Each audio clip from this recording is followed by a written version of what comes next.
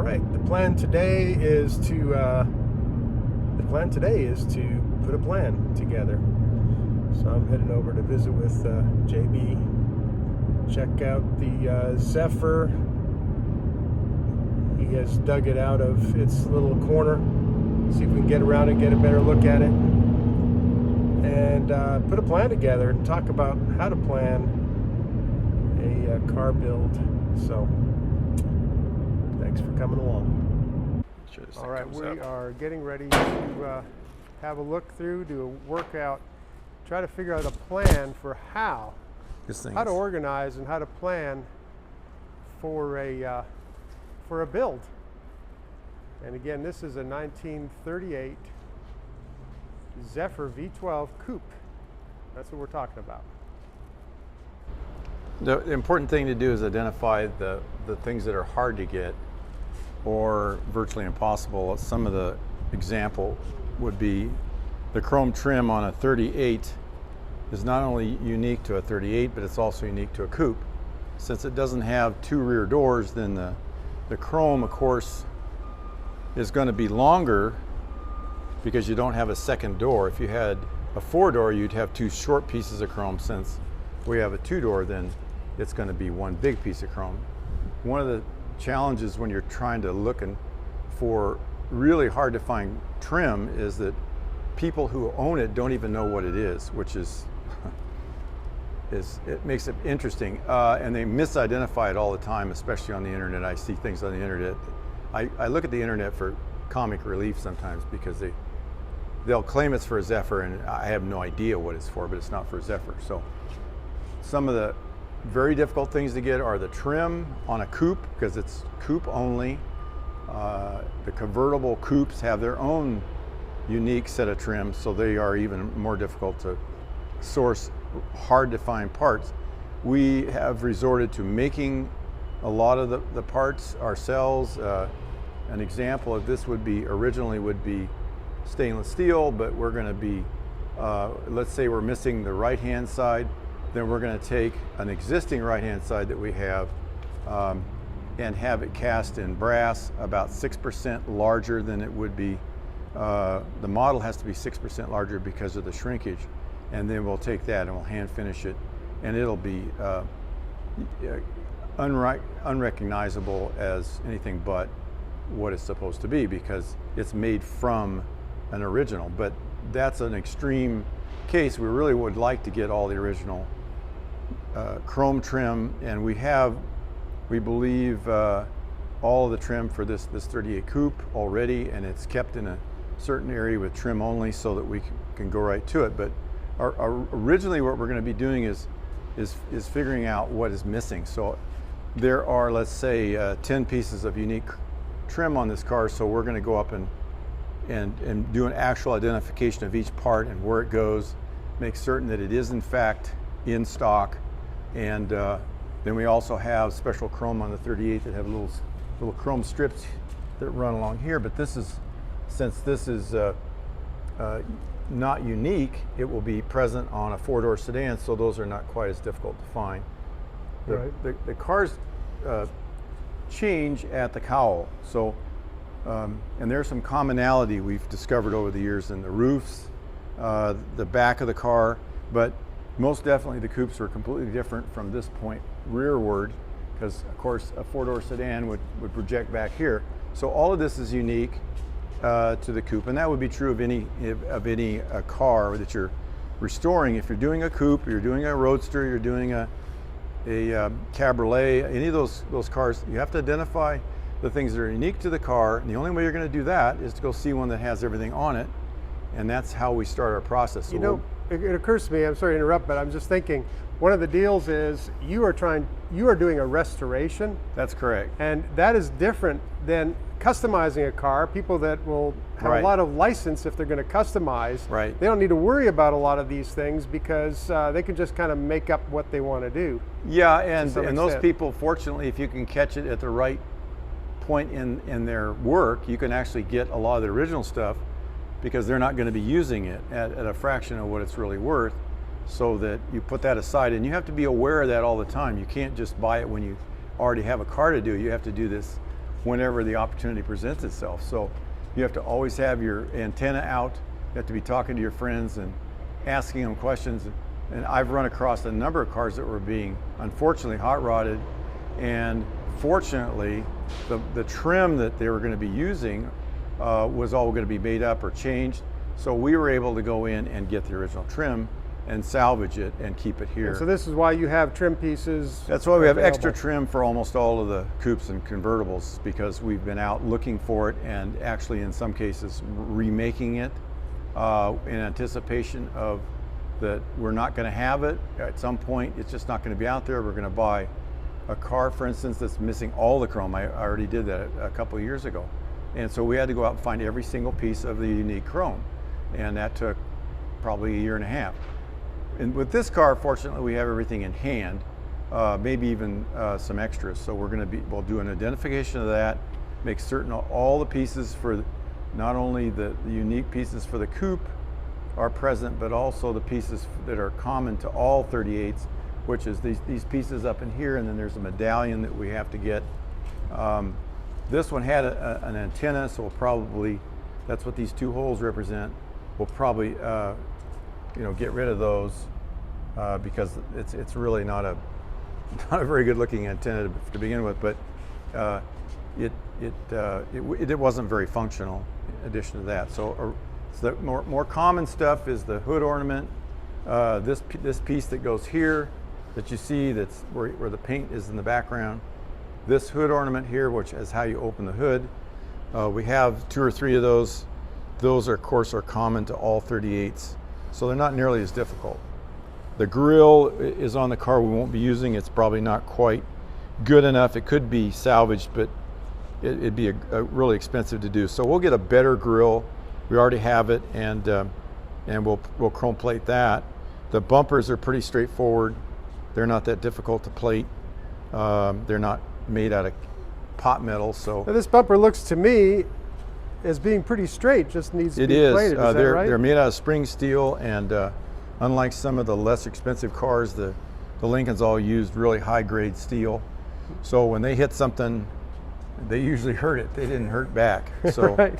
That's interesting. And this car, like we were discussing earlier, has a number of really nice things going on that help us a lot. Firstly, not a lot of body damage. Yeah, the seams look pretty good on this thing, right? And of course, they line up at the factory, even though we'll use a beading here. But we've got a nice alignment here. The hood fits nicely. What it tells you about the car, and this is true when you're buying a car and you're looking at a project at this stage, is because everything is out where you can see it. If things don't line up, there's a reason for it. And the reason, unfortunately, in a lot of cases, it's been in an accident. Right. We just talked to a guy who's just gotten in an accident. We're going to be helping him replace the front fenders on his car. But this is a unibody, so when you push this car back in an accident, you spring all of these different things, and you don't just take the car apart like you would an ordinary car. Everything is welded to the chassis, so it's stronger, but it's also more of a challenge to fix when it's in an accident. So if you can, you're trying to look for cars that haven't been hurt, and when they're in this condition, you can kind of see that because of the alignment, it probably has not been in an accident. Right on. Okay, so you've been doing an inventory. Right. Obviously, we talked about the trim. Right. What are other big concerns on making sure you have what you need? Well, like any restoration project, you want to look at the long lead items first. So we've already started calling the chrome companies about the amount of time it's going to take to get certain kinds of chrome. We have different chrome platers for different types of things. For instance, some of them are really good on pot metal, some of them aren't.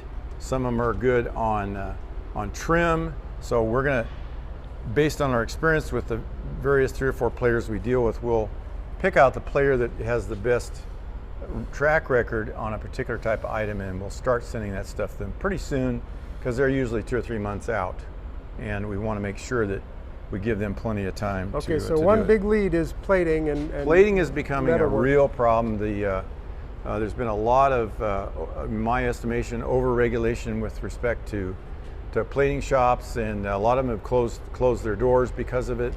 So now the pool of talent has been reduced, and so the lead times go way out, and so you have a problem. Of course, the prices reflect that. So what used to be reasonable is not reasonable anymore, and it's just because we don't have a whole lot of guys doing it. Right. Supply and demand. Supply and demand, yeah. Okay. What else is a long lead on a project like this?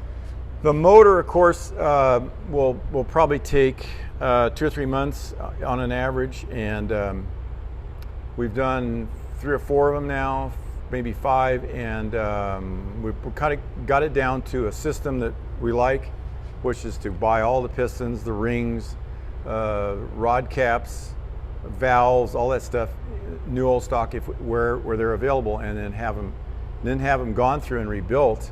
Because even if they're new old stock, there's a reason new old stock is still around, and in some cases because it wasn't any good. That's why they put it back on the shelf. That's why we find it 50 years later and we wonder, oh, it's brand new in the box, but it's also wrong. So you can't trust it just because it's new old stock. You have to really take it to a capable engine builder. Even if an engine is built, we tear it all apart because we don't know what the quality of any of the work was, and we can't stand behind it unless we've actually inspected it and gone through it and replaced the things that we felt were not done properly, and then put it back together and actually run it for a period of time. Okay, very good. Okay, so we've got the trim, we've got the engine. What else are you concerned about on your list that you want to make sure you have? Well, we're going to be making, the customers requested one of our 3.2 setups for the engine. And the reason being that there are a couple of different ways to do that. The engine came originally with a 2-barrel, which was fine for low-end acceleration. But remember, everybody only went 40 miles an hour. Well, that's not true anymore.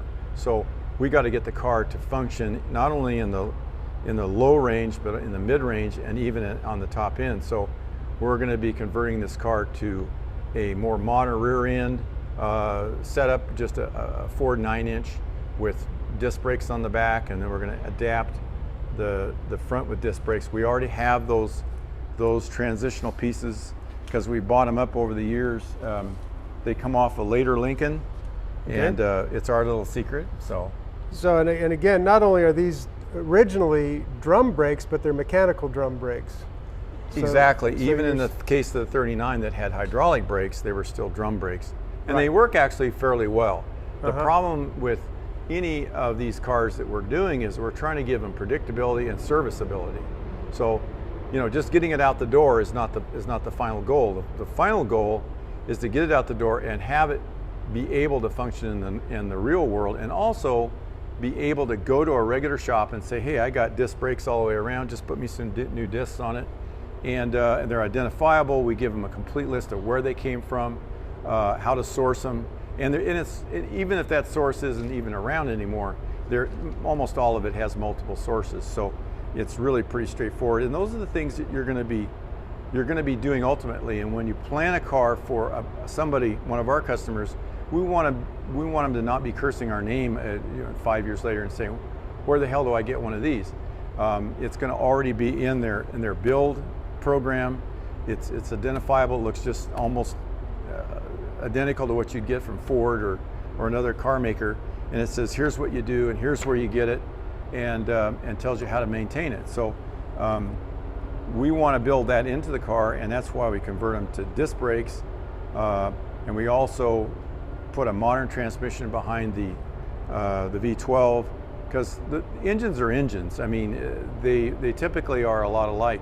Once you get a good build on a V12, it's not a lot different than any other engine. It's getting it built correctly by a guy who knows what the hell he's doing, which is becoming more and more a challenge. But like I like to say, a V12 Zephyr without a V12 it's not much.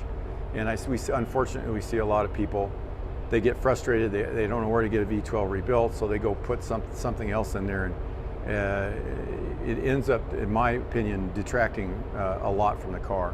Right. So we don't want that to happen. We want it to be reliable. We want the guy to know where to go get a water pump or where to get a distributor, and we may even provide some of that stuff as part of the package. Very good. Well, obviously you've been around the block with these kind of builds before, so you've got a plan, which is very impressive. And even though this looks very like a lot of work to do, clearly you're starting from a good starting point, and you have a lot of confidence that you know how to get this to the finish line in the end. Yeah, well, it doesn't hurt that it's a really good car to begin with. Right. They're not always like that. I did a 39 several years ago that was really a mess when we got it, and unfortunately they didn't understand it was a monocoque, so they actually cut the body off the frame. Wow. And probably as a result of some sort of accident, and then put it back together without putting it on a frame rack. So the car was in a twist, essentially, and there was no way to fix it except cut it back off, completely redo the chassis, and then put it back, weld it back like the factory did after everything was in registration and lined up again. But this car has lived a charmed life as near as I can tell. I don't see anything where it's ever been in any kind of accident or any well, except for water. Perhaps the artillery. Oh, yeah, except for the owner being shot several times. Yeah. Apparently. That's kind of charming. But you know, maybe he just didn't pay his bill. I mean, who knows? That's pretty funny. Yeah. I keep seeing those bullet holes. Yeah, and, I know you and I were talking about it earlier. How it is unique that if this thing was just sitting out in the field and was used for target practice, why are all the holes right here? Yeah, in that one spot, what happens to be the driver's door. Yeah, so you know, pretty interesting. It could be an interesting story. Very good.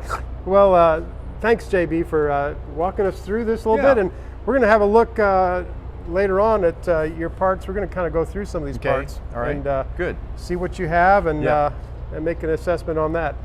So we'll go from there. Okay.